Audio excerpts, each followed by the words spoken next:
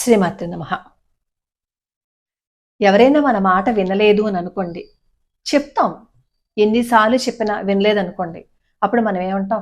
ఇంక లాభం లేదు, బ్రహ్మాస్త్రం తీయవలసిందే అంటాం కదా. అంటే ఏ పని జరగకపోయినా, ఎవరైనా మాట వినకపోయినా, ఇంకా సాధ్యం కాదు అని అనుకున్న వెంటనే మన నోట్లోంచి వచ్చే మాట ఏంటి? ఇంకా బ్రహ్మాస్త్రం వాడవలసిందే, అంటే అంతకు మించి శక్తిని వాడవలసిందే అని అంటాం. మొన్న పాకిస్తాన్ వాళ్ళ మీదకి ఒక అస్త్రాన్ని ఉపయోగించారు మన వాళ్ళు. అదేంటి? బ్రహ్మోస్. ఆ బ్రహ్మోస్ ధాటికి తట్టుకోలేకపోయారు కదా. అంటే బ్రహ్మాస్త్రం యొక్క శక్తి అటువంటిది. ఇంకా ఏదీ పనిచేయటం లేదు, ఎవరు మనకి సహాయంగా ఉండరు, ఎవరు ఏదీ చెయ్యలేరు అనే స్థితిలో మనం కూడా ఉపయోగించవలసింది బ్రహ్మాస్త్రమే. ద్రౌపదీదేవికి కష్టం వచ్చింది కదా. ఆ వస్త్రాపహరణ చేస్తున్నప్పుడు సభలో అంతమంది ఉన్నారు. పాండవులు ఉన్నారు, ఇంకా భీష్మాచార్యుల వారు ఉన్నారు, ద్రోణాచార్యుల వారు ఉన్నారు.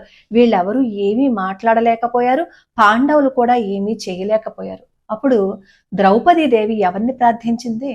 ద్వారకాధీశ, అనాథ రక్షక, నన్ను రక్షించు అంటూ కృష్ణ పరమాత్మని ప్రార్థించింది. అప్పుడు కృష్ణ పరమాత్మ సభలో ఉన్నారా? లేరు, కానీ ప్రార్థించారు అలాగా ద్రౌపదీదేవి.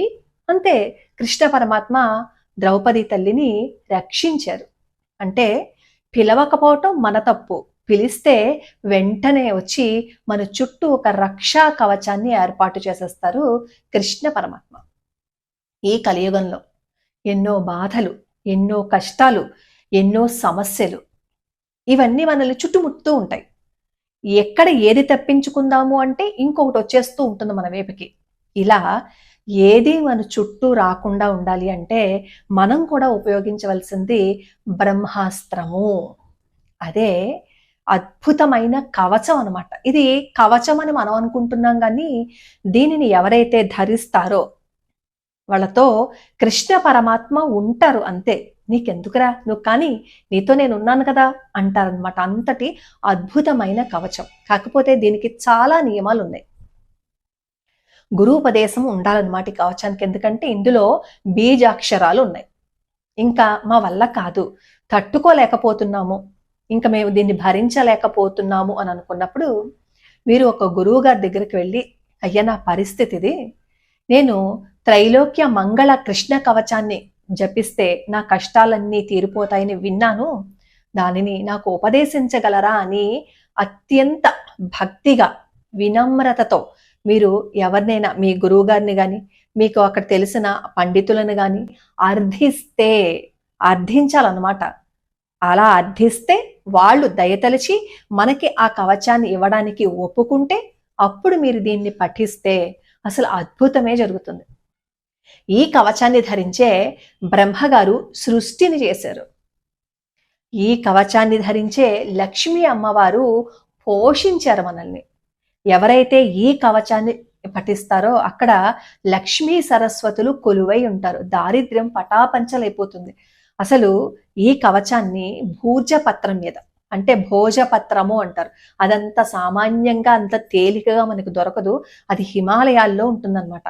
ఆ పత్రం మీద ఈ కవచాన్ని కనుక మనం రాసి దానిని బంగారు తాయెత్తులో పెట్టి కుడి చేతికి ధరిస్తే సాక్షాత్తు విష్ణు స్వరూపులైపోతారు అని చెప్పి ఈ కవచం ఫలశ్రుతి చెప్తోంది.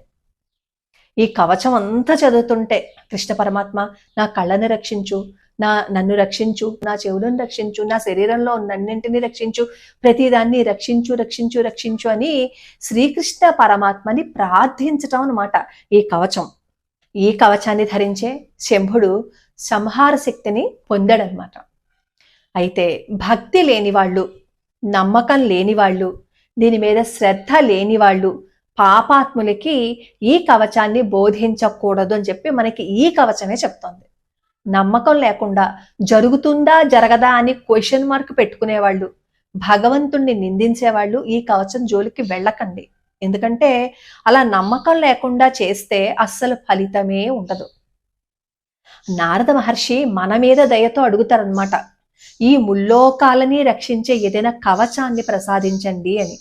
అప్పుడు సాక్షాత్తు శ్రీమన్నారాయణుడే మనకి ప్రసాదించిన అద్భుతమైన కవచం అన్నమాట.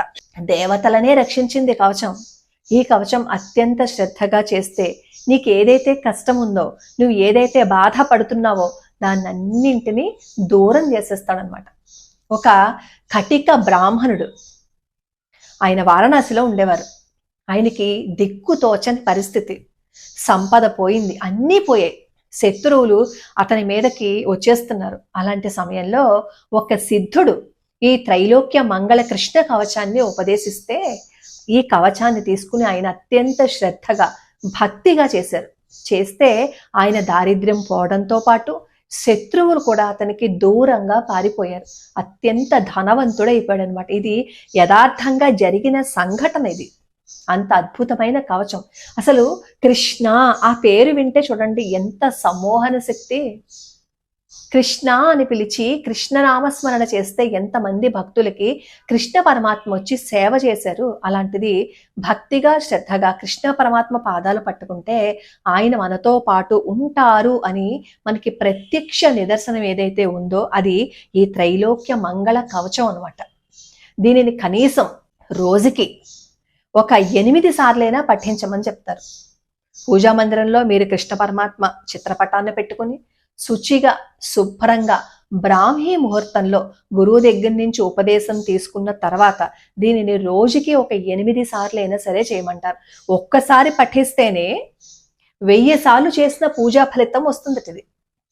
అలాగే ఒక్కసారి పఠిస్తేనే ఎన్నో అశ్వమేధ యాగాలు, వాజపేయ యాగాలు చేసిన ఫలితం వస్తుంది. అంటే మన కష్టాలను దూరం చేసుకోవడానికి కొంచెం శ్రమపడి ఈ కవచాన్ని చేశాము అని అనుకోండి, ఎన్నో కష్టాలు చుట్టుముట్టేస్తూ ఉంటాయి.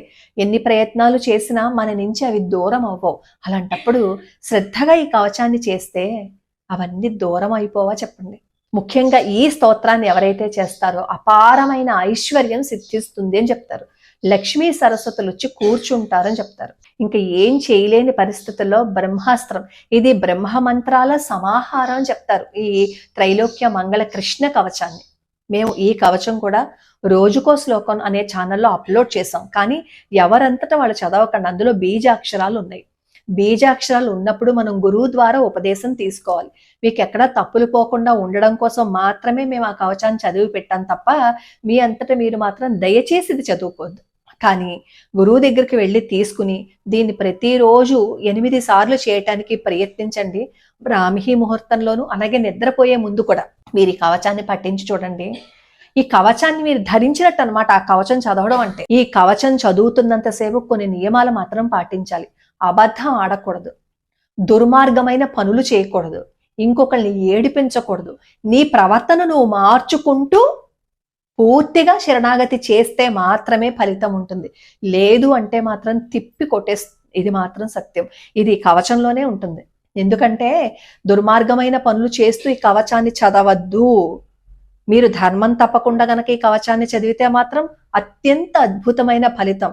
దారిద్ర్యంతో బాధపడుతున్నాము, ఇంకా మా వల్ల కావటం లేదు అని అనుకునే వాళ్ళు ఈ త్రైలోక్య మంగళ కవచాన్ని చదివి చూడండి, మంచి ఫలితం కనిపిస్తుంది. లోకా సమస్తా సుఖినో భవంతు, సర్వే జనా సుఖినో భవంతు.